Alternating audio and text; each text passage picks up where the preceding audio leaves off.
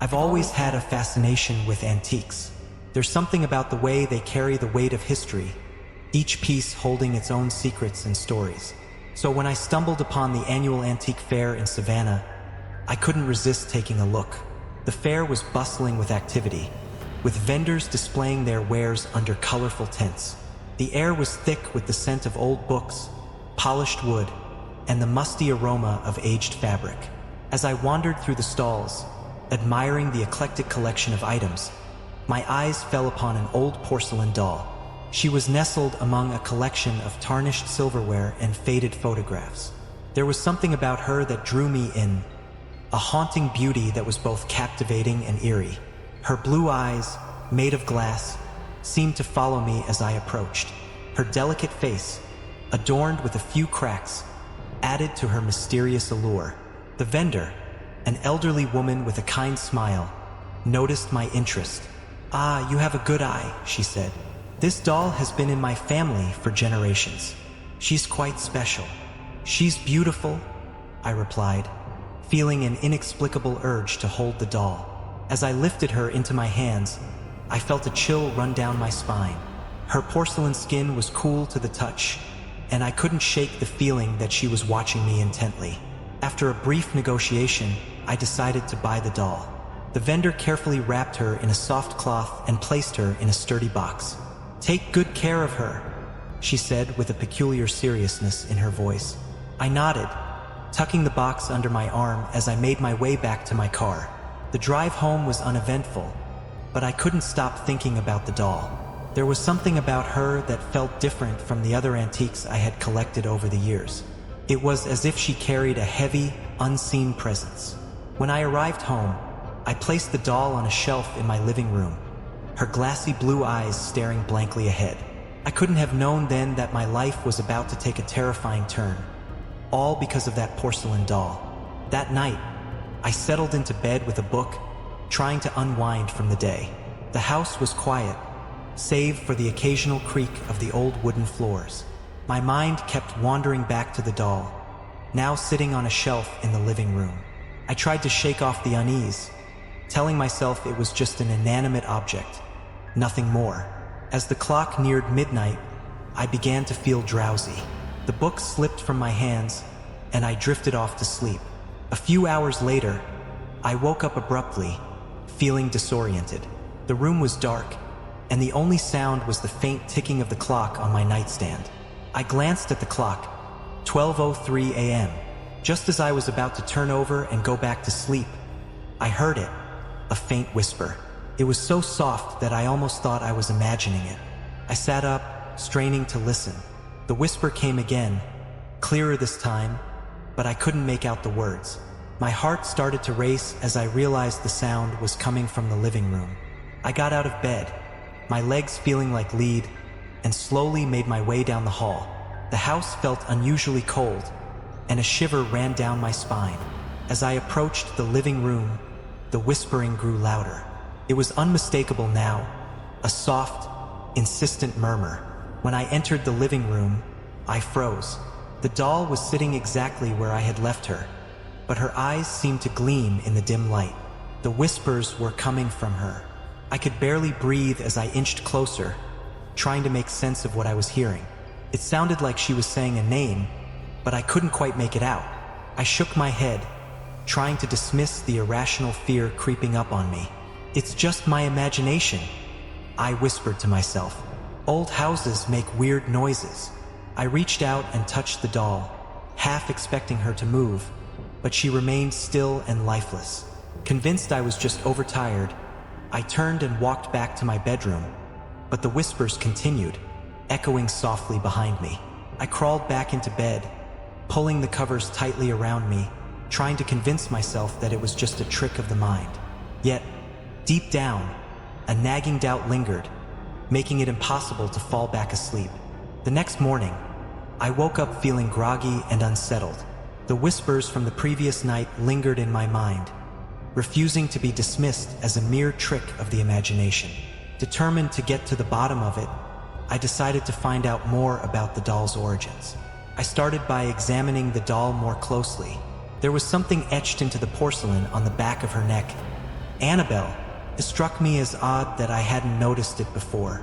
With a name to go on, I began my research. I headed to the local library, a quaint building that seemed to hold as many secrets as the old doll.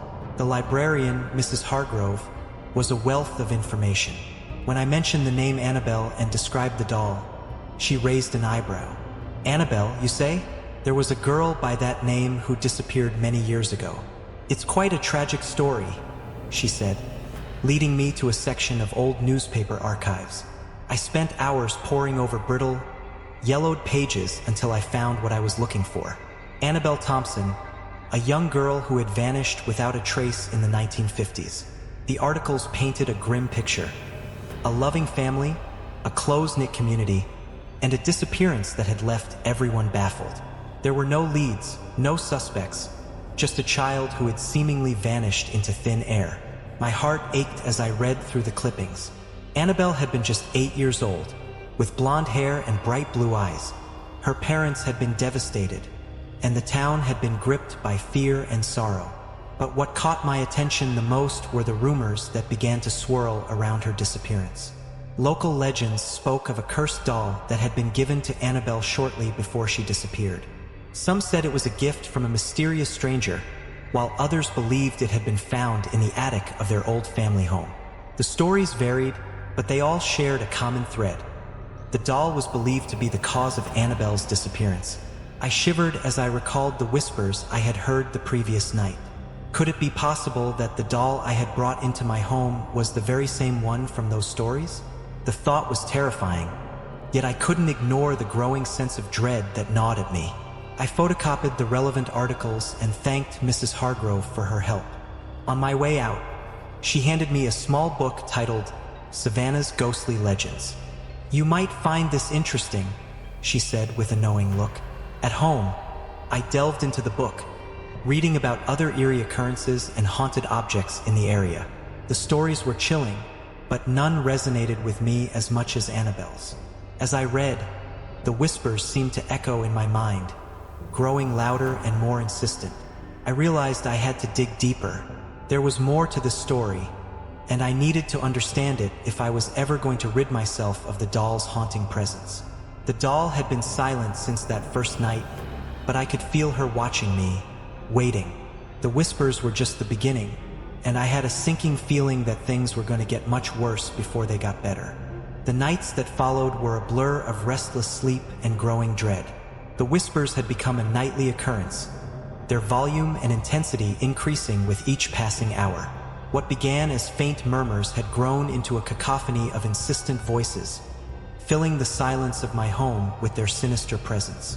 Each night at midnight, the whispers would begin, and with them came a series of unnerving occurrences. Objects that I knew I had placed carefully were found in disarray the next morning. Picture frames were tilted at odd angles, chairs were moved from their original positions, and once, I found all the kitchen cabinets wide open. It wasn't just the objects that moved. Doors would slam shut with such force that the sound echoed through the house, startling me awake. On one particularly terrifying night, I awoke to the sound of my bedroom door creaking open. My heart pounded as I stared into the darkness, feeling the weight of an unseen presence watching me. The nightmares started shortly after. Each night, I found myself trapped in a labyrinth of hallways, chased by a shadowy figure whose face I could never quite see. In every dream, the whispers followed me, growing louder and more frantic, urging me to flee yet drawing me deeper into the maze. During the day, I felt a constant, oppressive weight, as if the air itself was thick with malevolence. I couldn't escape the feeling that I was being watched. The doll, which had seemed so innocent at first, now filled me with an inexplicable sense of dread. Her glassy blue eyes seemed to follow my every move, her expression frozen in a mocking grin. One afternoon, I decided to test my sanity. I set up a video camera in the living room, pointing it directly at the shelf where the doll sat. That night, the whispers began as usual, and I lay in bed, staring at the ceiling, my heart pounding with a mix of fear and anticipation. The next morning, I played back the footage with trembling hands. What I saw chilled me to the bone. In the dim light of the living room, The doll's head slowly turned, her eyes fixed directly on the camera. For a moment, it looked as though her lips were moving, forming the words that had haunted my nights. I could feel the blood drain from my face as I watched the playback, confirming my worst fears. This doll was not just an object. It was a vessel for something much darker. The spirit of Annabelle, filled with anger and sorrow, was using it to reach out from the beyond. Her whispers were a cry for vengeance, a plea for justice that had been denied to her in life. I knew I couldn't handle this alone. The fear was suffocating, and the sense of impending doom grew stronger with each passing day. I had to find a way to appease Annabelle's spirit before her vengeance consumed me entirely. Desperation drove me to seek help. I couldn't endure another night of whispers and restless sleep. The constant dread was consuming me. I contacted Dr. Evelyn Harris, a local historian and paranormal expert, whose name I had come across during my research at the library. She agreed to meet me after hearing the urgency in my voice. Dr. Harris's home was filled with ancient books, arcane symbols, and artifacts from various cultures. She listened intently as I recounted my experiences, her eyes widening with recognition when I mentioned the doll and the name Annabelle. "You've stumbled upon a very powerful and vengeful spirit," she said, her voice grave. "Annabelle's spirit is trapped within that doll, driven by the injustice she suffered. Her death was not a natural one. She was murdered, and her soul seeks retribution." A chill ran down my spine as Dr. Harris explained that Annabelle had been a victim of foul play. The doll had become a vessel for her tormented spirit, her only means of communication with the living. "To stop the haunting, you must perform a ritual to free her spirit and bring her peace," she instructed. The ritual required several items: a lock of hair from the doll, a candle, a mirror, and a small personal belonging of Annabelle's. Fortunately, Dr. Harris had everything we needed except for the personal belonging. I had to retrieve it from the local archives where Annabelle's belongings were kept. The following day, I visited the archives and, with some persuasion, was granted access to Annabelle's possessions. Among them, I found a small locket with her initials engraved on it. As I held it in my hand, a wave of sorrow washed over me, intensifying my resolve to help her.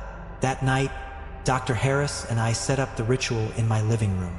The doll sat on the floor in the center of a circle of salt, the candle flickering beside it. Dr. Harris placed the locket and a lock of the doll's hair on a small plate and handed me the mirror. "You need to hold the mirror up to the doll and repeat these words," she said, giving me a piece of paper with a Latin incantation. My hands trembled as I held the mirror, reflecting the doll's lifeless eyes. Taking a deep breath, I began to chant. As I spoke the words, the room grew colder, and the whispers intensified, rising to a deafening crescendo. The candle's flame flickered wildly, casting eerie shadows on the walls. I continued the incantation, my voice growing stronger despite the fear gripping my heart. Suddenly, the whispers stopped, replaced by a heart-wrenching sob. The doll's eyes seemed to shimmer, and for a brief moment, I saw the image of a young girl reflected in the mirror, Annabelle. Her expression was one of sorrow and longing. Tears streamed down my face as I felt her pain and anger. With the final words of the incantation, the candle flame flared brightly and then extinguished. The room was plunged into darkness, and an overwhelming sense of peace washed over me. The oppressive weight that had been suffocating me lifted, and I knew that Annabelle's spirit had been set free. Dr. Harris lit the lights and gave me a reassuring smile. "It's over. Annabelle can finally rest." The doll now sat lifeless, just an ordinary porcelain figure. The haunting had ended, and my home was once again my own. But I would never forget the ordeal or the tragic story of Annabelle. I kept the locket as a reminder of the young girl whose life had been cut short and whose spirit had finally found peace. Enjoyed it? Give a like and spread the terror. Subscribe and hit the bell so you don't miss any scares. Join our dark community.